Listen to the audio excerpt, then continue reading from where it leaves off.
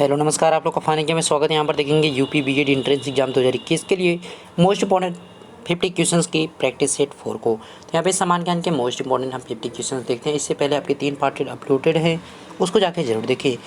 Other exam जैसे कि आपका बीएचयू बीएड होता है, डीयू बीएड होता है, बिहार बीएड होता है, एमपी बीएड, मतलब अदर जो भी बीएड एंट्रेंस एग्जाम है या आपका कहीं भी जीके आता है तो सभी के लिए इंपॉर्टेंट है। ओके, और शुरू करेंगे, इसको देखेंगे वन बाय वन सभी क्वेश्चन के लिए। और बीएचयू में जो बीए के एंट्रेंस एग्जाम्स होते हैं, एमए के होते हैं, जैसे कि डीयू यूनिवर्सिटी में होता है, तो वहाँ पर भी आपके जीके के जो क्वेश्चन पूछे जाते हैं वो इंपॉर्टेंट है, क्योंकि ये जो है बी आर्ट्स वाले स्टूडेंट जो होते हैं उनके लिए ज़्यादा बेनिफिशियल होने वाला है। बाकी अदर के लिए भी है, लेकिन बीएड के लिए खास तौर पर इसको तैयार किया गया है। तो फर्स्ट क्वेश्चन आपके सामने है, निम्न में से कौन सा दिल्ली सल्तनत का शासक गुलरुखी उपनाम से कविताएं लिखा करता था? Which of the following ruler of Delhi सल्तनत used to write poems under the शिरोनाम गुलरुखी? इस नाम से कौन लिखता था? यहाँ पे राइट आंसर की अगर बात की जाए तो कौन लिखता था? सिकंदर लोदी। सिकंदर लोदी की अगर बात की जाए तो इसने जो है आगरा को बसाया, याद रखिएगा, फाउंडेड आगरा। किसने? सिकंदर लोदी के द्वारा जो है आगरा को यहाँ पे।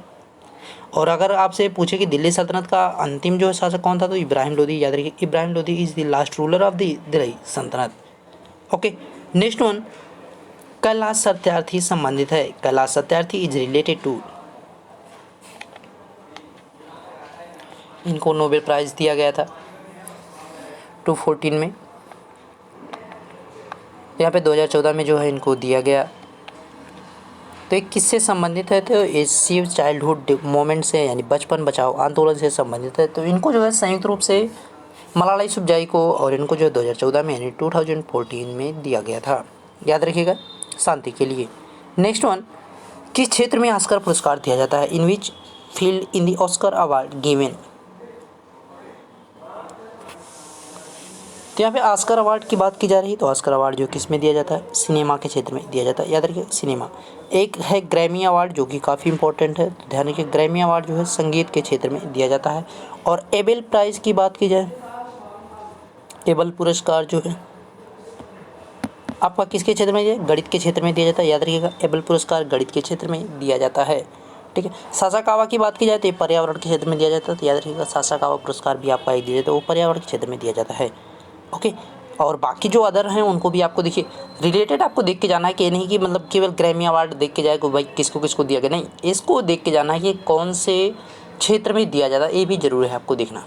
नेक्स्ट वन, किसने सन 2016 में भारत का अंतिम प्रथम रेल बजट पेश किया था?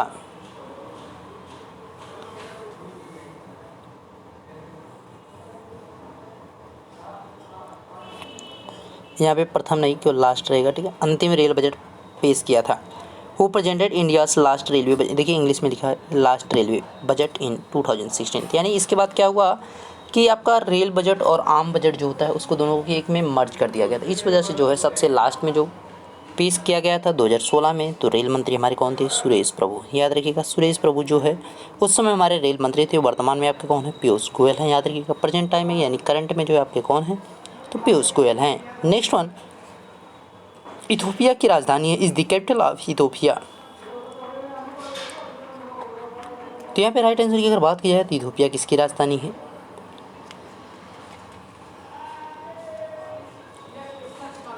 देखिए, इथोपिया की अदीस अबाबा होती है राजधानी, और यहाँ पे बीर मुद्रा चलती है, याद रखिएगा, बीर यहाँ पर मुद्रा चलती है। ब्यूनस आयर्स की बात की जाए तो अर्जेंटीना की राजधानी है, अर्जेंटीना की राजधानी, याद रखिएगा, Buenos Aires.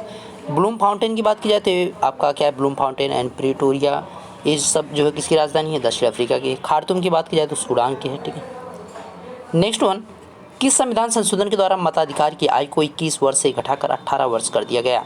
By which constitutional amendment the age of the franchise was reduced from 21 years to 18 years? यहाँ पे आपका मताधिकार की है, ठीक है, आपको ध्यान रखना है, निर्वाचन जिसको कह सकते हैं, तो किसके तहत किया गया था? तो इसको जो है 61st अमेंडमेंट 1989। नेक्स्ट वन, सूची 1 को सूची 2 के साथ सुमेलित करना है, मैच लिस्ट 1 एंड लिस्ट। तो आपका सूची 1 में दे रखा है ringworm, malaria, cholera and anaemia. Next one, protozoa, bacteria and fungi and लौकी, लैक ऑफ आयरन, यानी लौ की कमी। तो आपका रिंगवर्म की अगर बात की जाए तो किससे संबंधित होता है? रिंग वर्म की अगर बात करें तो क्या हो जाएगा, रिंग वर्म जो है क्या है, एक फंजाई होता है, यानी आपका थर्ड देख सकते हैं, ए का थर्ड में देख सकते हैं कौन कौन सा, ए यहाँ पे ए भी नहीं हो सकता, ना तो आपका सी हो सकता, मतलब ये दो ऑप्शन नहीं हो सकते हैं, बी और डी में से कोई कोई होगा। अब देखिए रिंग वर्म तो आपका कहाँ पे चला गया, थर्ड में। मलेरिया की अगर बात की जाए तो मलेरिया आपका किस में जाएगा, मलेरिया जो है प्रोटोजोआ से होता है, यानी आपका फर्स्ट में जाएगा, ए आपका थर्ड में गया, यानी ए बी, देखिए यहाँ पे 2 दे रखा है और जबकि इसमें फर्स्ट दे रखा है, यानी ए भी आपका गलत है, आपका कौन सा ये डी वाला सही है। यानी रिंग वर्म जो है फंजाई से होता है, मलेरिया जो है प्रोटोजोआ से होता है। उसके बाद कोलेरा की बात की जाए तो कोलेरा बैक्टीरिया से हो जाएगा, और यहाँ पे जो है एनीमिया की बात की जाए तो लौह की कमी से हो जाएगा। ओके, नेक्स्ट वन, विश्व की सबसे लंबी राजमार्ग सुरंग अटल टनल कहाँ शुरू की गई है, where is the world longest highway tunnel Atal tunnel started. तो इसे कहाँ शुरू किया गया है, तो हिमाचल प्रदेश में, याद रखिएगा हिमाचल प्रदेश में। Okay, next one, Floyd Mayweather हाल ही में चर्चा में थी, वह किससे संबंधित है, Floyd Mayweather was in news recently who is the related to, यानी अभी जो है उनका हाल ही में निधन हो गया, तो आपसे पूछा जा रहा है कि भाई वह किस खेल से संबंधित थे। तो यहाँ पे पेशेवर मुक्केबाज थे, प्रोफेशनल बॉक्सर थे, याद रखिएगा उन्होंने जो है जितनी भी फाइट लगी कभी वो अपनी फाइट में हारे नहीं थे। ओके, नेक्स्ट वन, हाल ही में किस अंतरिक्ष एजेंसी ने एक ही मिशन में 143 उपग्रहों को लॉन्च करके इसरो का रिकॉर्ड तोड़ा है। तो इसरो का जो रिकॉर्ड था उसको तोड़ दिया गया है, और यहाँ पे जो है कितना लॉन्च किया गया था, which space agency recently broke the record of ISRO bye launching 143rd satellite in a single mission. तो किसके द्वारा ये काम किया गया है, तो यहाँ पे CNS के द्वारा लॉन्च किया गया है। ठीक है, ये अंतरिक्ष एजेंसी है, याद रखिएगा। और इसरो ने जो है 112 लॉन्च किए थे, इस वजह से जो है इसरो उस समय टॉप पे था।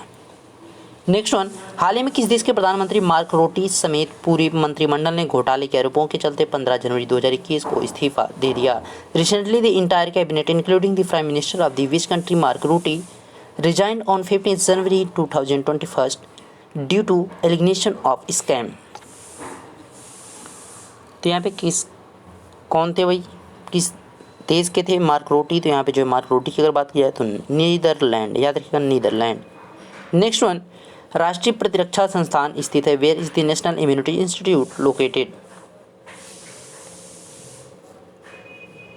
ये कहाँ पे है आपका जो राष्ट्रीय प्रतिरक्षा संस्थान है, तो कहाँ पे है, नई दिल्ली में, याद रखिएगा नई दिल्ली, यानी C option is the right option.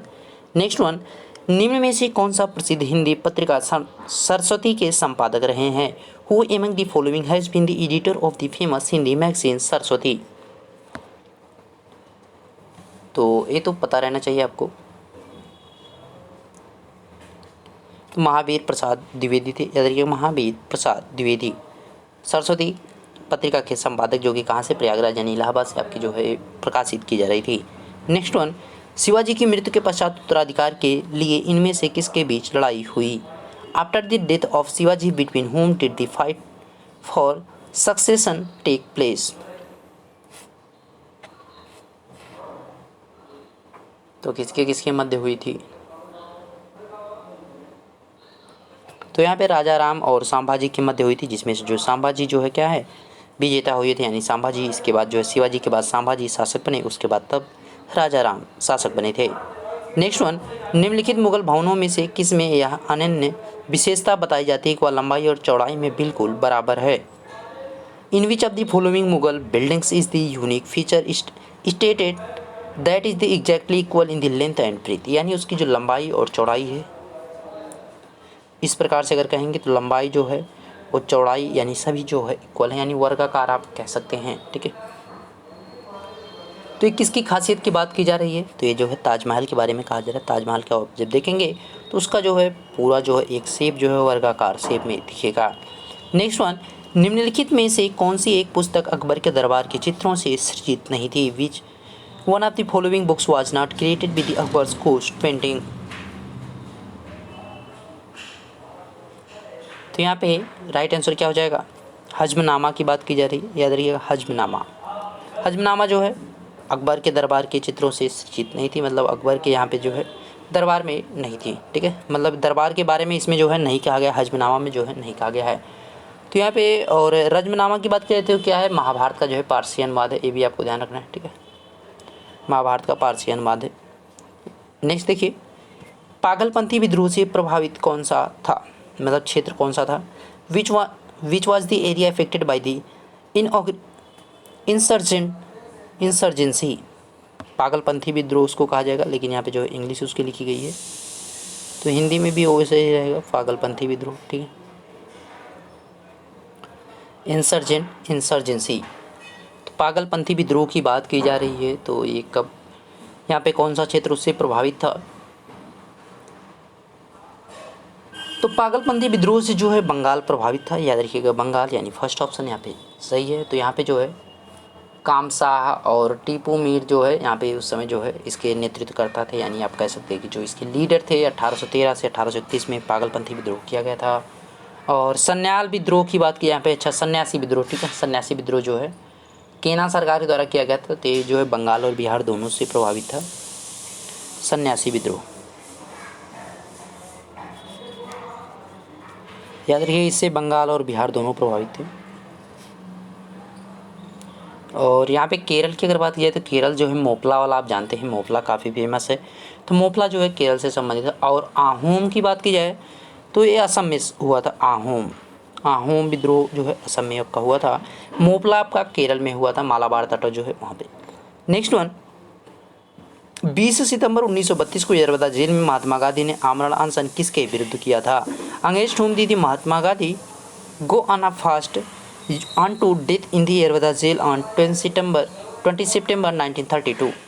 तो यहाँ पे किसके विरोध प्रदर्शन में उन्होंने जो है आमरण अनशन का घोषणा की थी। तो यहाँ पे राइट आंसर की अगर बात किया तो रैमजे मैकडोनाल्ड का सांप्रदायिक अधिनिर्णय के खिलाफ जो है उन्होंने किया था, याद रखिएगा। नेक्स्ट वन, वर्ष 1909 के मार्लियामेंटो सुधार किस कारण से विख्यात है। For what reason is the Morley Minto reformation of 99 famous. तो ये जो है पृथक निर्वाचन मंडल के लिए जाना गया है, याद रखिएगा पृथक निर्वाचन मंडल के लिए जाना गया है। ओके, नेक्स्ट वन, कान्हा राष्ट्रीय उद्यान विश्व के निम्नलिखित जीव भौगोलिक क्षेत्रों में से किस एक से संबंधित है। Kanha national park is associated with which one of the following zoological regions of the world. यहाँ पे किससे संबंधित है, तो यहाँ पे ट्रॉपिकल वेट फॉरेस्ट से, उष्णकटिबंधीय आर्द्रवन से संबंधित, याद रखिए उष्णकटिबंधीय आर्द्रवन से संबंधित है।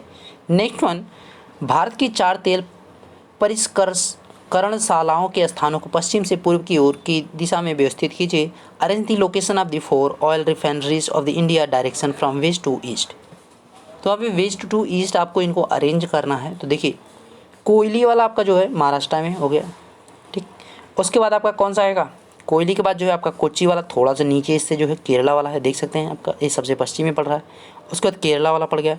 उसके बाद पानीपत वाला आपका जो है यहाँ पे कुछ लुधियाना वाले एरिया में, तो यहाँ पे आपका हरियाणा वाला जो है एरिया है, तो ये आपका देख सकते हैं थोड़ा सा जो है इससे पूर्व है। और उसके बाद मथुरा जो है आपका, तो मथुरा वाला यहाँ पे तो सबसे पूर्व में जो है आपका कौन सा है, कोयली है। उसके बाद कोच्चि है, उसके बाद पानीपत, और यहाँ पे जो है फिर है, ठीक है। तो यहाँ पे कौन सा ऑप्शन, फर्स्ट ऑप्शन हो जाएगा। नेक्स्ट, कश्मीर घाटी की स्वरूप में स्थित है, located in the form of Kashmir valley.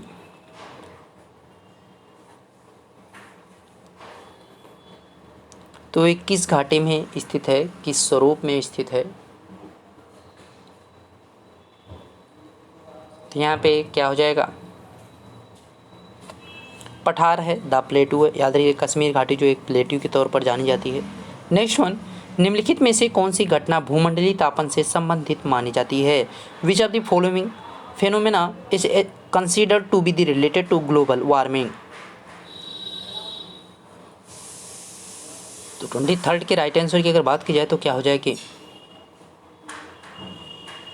L Nino हो जाएगी, याद रखिएगा D option is the right option, D option, ठीक है। नेक्स्ट वन, निम्नलिखित में से किस एक को स्थलीय ग्रह कहते हैं। विच one of the following is called the terrestrial planet.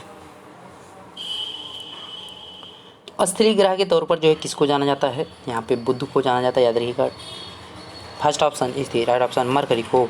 Next one, विश्व की सबसे लंबी पर्वत श्रेणी है, which is the longest mountain range in the world.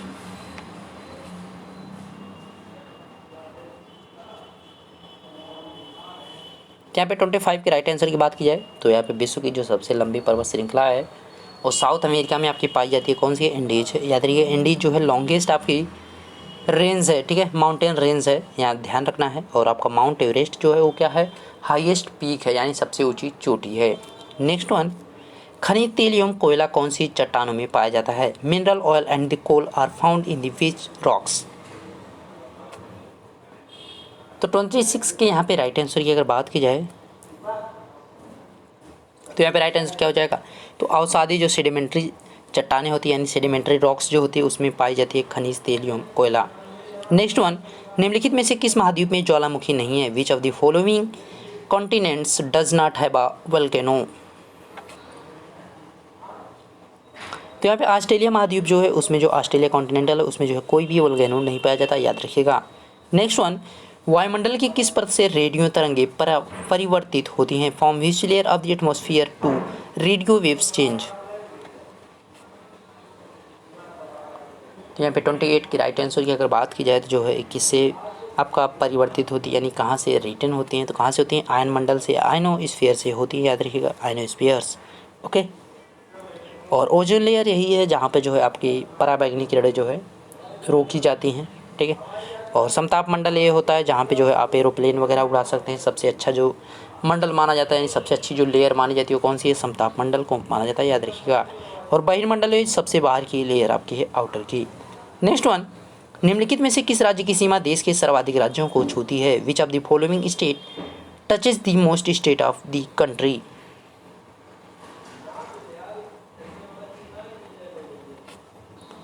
तो यहाँ पे राइट आंसर की बात की जाएगी तो कौन है? उत्तर प्रदेश है। याद रखिए उत्तर प्रदेश जो है सर्वाधिक राज्यों से सीमा शेयर करता है। अगर यहाँ पे बात की जाए वन बाई वन तो पहले जो है आपका क्या है? उत्तराखंड है, उत्तराखंड। दूसरा जो है आपका हिमाचल प्रदेश। तीसरा की बात की जाए तो हरियाणा है। चौथे की बात की जाए तो राजस्थान। 5 की बात की जाए तो मध्य प्रदेश। 6 की बात की जाए तो छत्तीसगढ़। 7 की बात की जाए तो झारखंड। और 8 नंबर पे बात की जाए तो बिहार है। और 9वें नंबर पे बात की जाए तो नई दिल्ली है, जो कि केंद्र शासित प्रदेश है, याद रखिएगा, नई दिल्ली, ठीक है। तो 8 स्टेट हो गए और +1 आपका यूटी है, ठीक है, याद रखिएगा। 8 राज्य हैं और 1 केंद्र शासित प्रदेश, यानी टोटल आपके 9 हो जाएंगे राज्य और केंद्र शासित मिला के, तो उत्तर प्रदेश। नेक्स्ट वन, अंग्रेजी द्वारा बंगाल से निर्यात की जाने वाली प्रमुख वस्तुएं क्या थी? यानी अंग्रेजों द्वारा बात की जा रही है। What were the main items export by the Bengal from the English. यानी इंग्लिश यहाँ पे जो अंग्रेज हैं, द इंग्लिश लगाया तो मतलब अंग्रेज की बात की जा रही है, ध्यान रखिएगा। तो यहाँ पे राइट आंसर क्या हो जाएगा? तो उनके द्वारा क्या क्या यहाँ से निर्यात किया जाता था? तो नील और सोरा, इंडिगो एंड साल्टपीटर की बात की जाती थी। तो सबसे ज़्यादा जो यहाँ से निर्यात किया जाता था, यानी उन्हें जो है इंग्लैंड को भेजा जाता था, याद रखिएगा। नेक्स्ट वन, संयुक्त राज्य अमेरिका में गदर पार्टी के संस्थापक कौन थे? Who was the founder of the Ghadar party in the United state.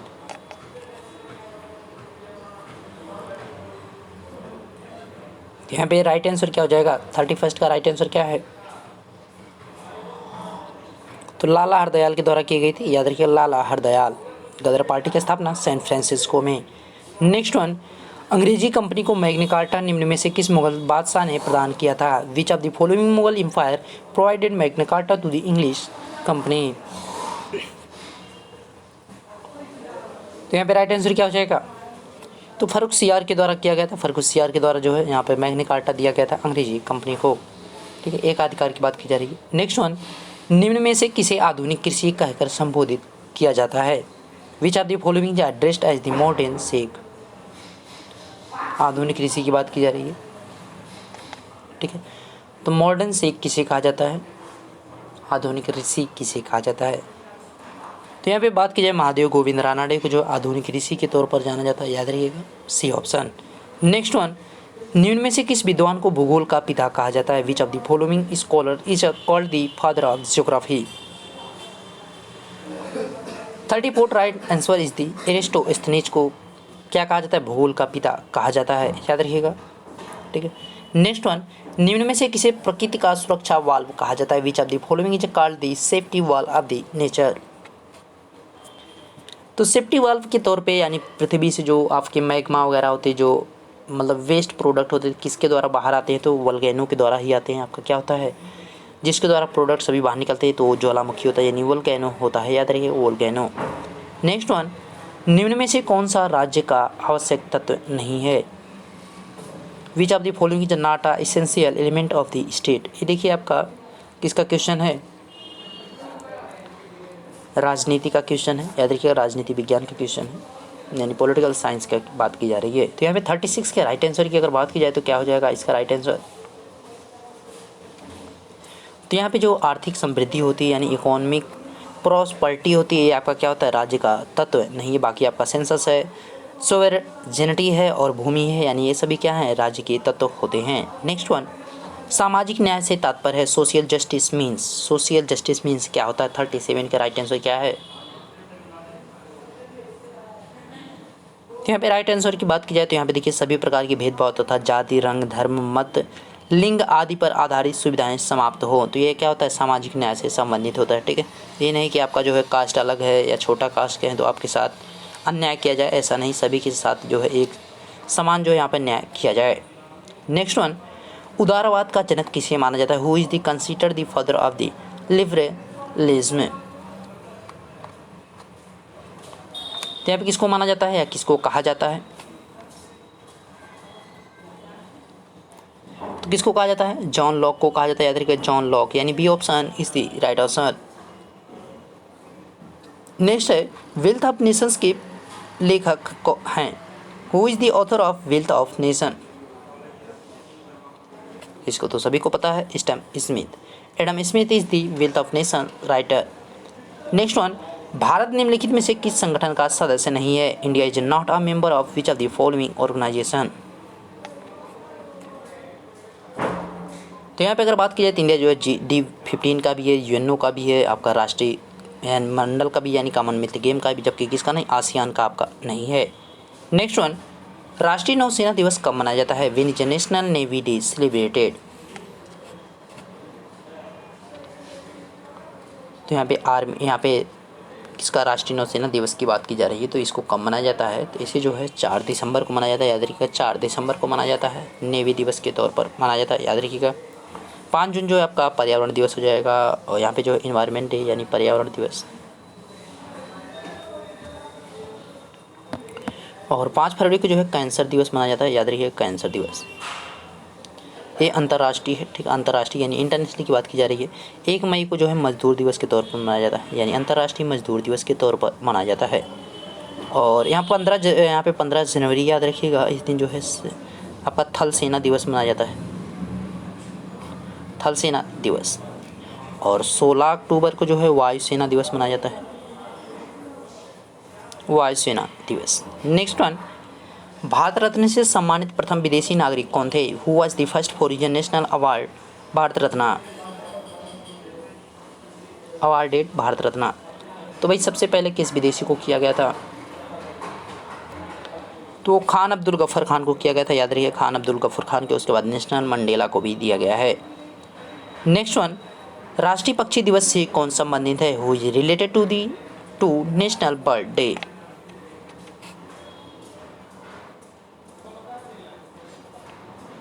तो यहाँ पे राष्ट्रीय पक्षी दिवस से कौन संबंधित है? तो इसको आपको कमेंट करके बताना है कि भाई राष्ट्रीय पक्षी दिवस मनाया कब जाता है। लेकिन यहाँ पे संबंधित इससे कौन है? तो सलीम अली है, याद रखिएगा सलीम अली बर्ड सेंचुरी भी आपका गोवा में बनाई गई है। नेक्स्ट वन, गरीबी हटाओ नारा सर्वप्रथम किस पंचवर्षीय योजना के दौरान दिया गया था? During which 5-year plan was slogan remove poverty first given? तो यानी किस आपका पंचवर्षीय योजना 5-year प्लान में आपका दिया गया था?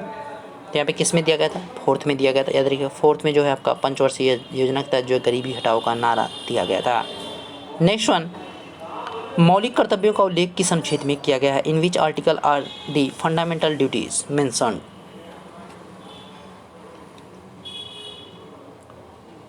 तो यहाँ पे जो है मौलिक कर्तव्यों की अगर बात की जाए तो किस में किया गया है? इसका अनुच्छेद 51 का ए यानी 51 का ए आपका भाग 4 के का में किया गया है, यानी 4 के ए में इसका यहाँ पे उल्लेख किया गया है। नेक्स्ट वन, रेलवे बोर्ड के प्रथम CEO कौन थे? Who was the first CEO of the railway board?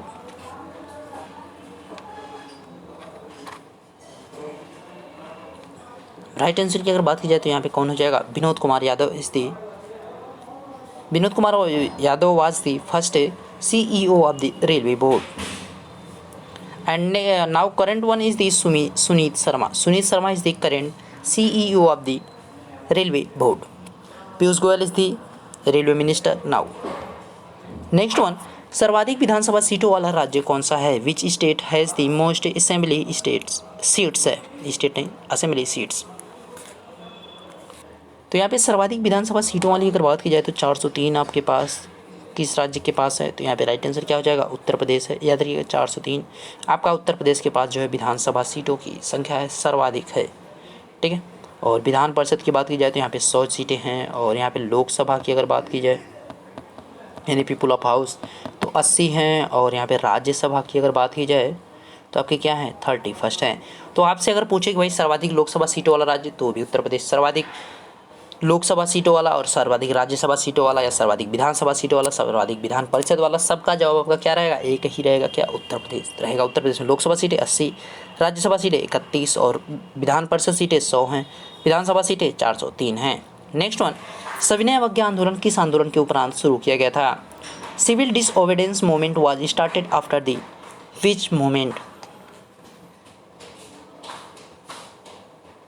इसे किस आंदोलन के बाद शुरू किया गया था? तो राइट आंसर क्या हो जाएगा? नमक आंदोलन। याद रखिएगा 6 अप्रैल 1930 को इसको स्टार्ट किया गया था। आपका 12 मार्च 1930 को डांडी मार्च को शुरू किया गया। एक कंप्लीट कब हुई? 6 अप्रैल 1930 को। इस जैसे ही कंप्लीट हुई इसी दिन जो है आपका क्या हुआ? नमक सत्याग्रह आंदोलन के बाद तुरंत जो है सविनय अवज्ञा आंदोलन को शुरू कर दिया गया था महात्मा गांधी जी के द्वारा। नेक्स्ट वन, नीति का फुल फॉर्म है, फुल फॉर्म ऑफ द नीति। तो यहाँ पे नीति का फुल फॉर्म जो है क्या होता है? National Institution for Transforming India, यानी B option is the right option. And last one is the Karnam Malleswari किस खेल से संबंधित है? Karnam Malleswari is related to which game?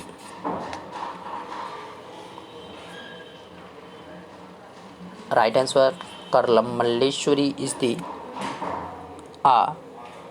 Wait lifting, यानी वेट लिफ्टर हैं, यानी भारतोलक हैं। याद रखिएगा वेट लिफ्टिंग से संबंधित हैं। ठीक है, वेट लिफ्टर हैं यानी भारतोलक हैं। तो आपके मोस्ट इंपॉर्टेंट जो 50 क्वेश्चन से सभी कंप्लीट हो गए हैं। वीडियो अच्छा लगा तो लाइक जरूर कीजिएगा और इसको ज़्यादा से ज़्यादा शेयर कीजिए ताकि मैक्सिमम लोग पास चीज़ें पहुँच सके। इसका फीडबैक आपको टेलीग्राम चैनल पर मिल जाएगा, तो वहाँ पर अवश्य जुड़िए। ओके, मिलेंगे नेक्स्ट वीडियो में, तब तक देखते रहिए फानी में। Thank you.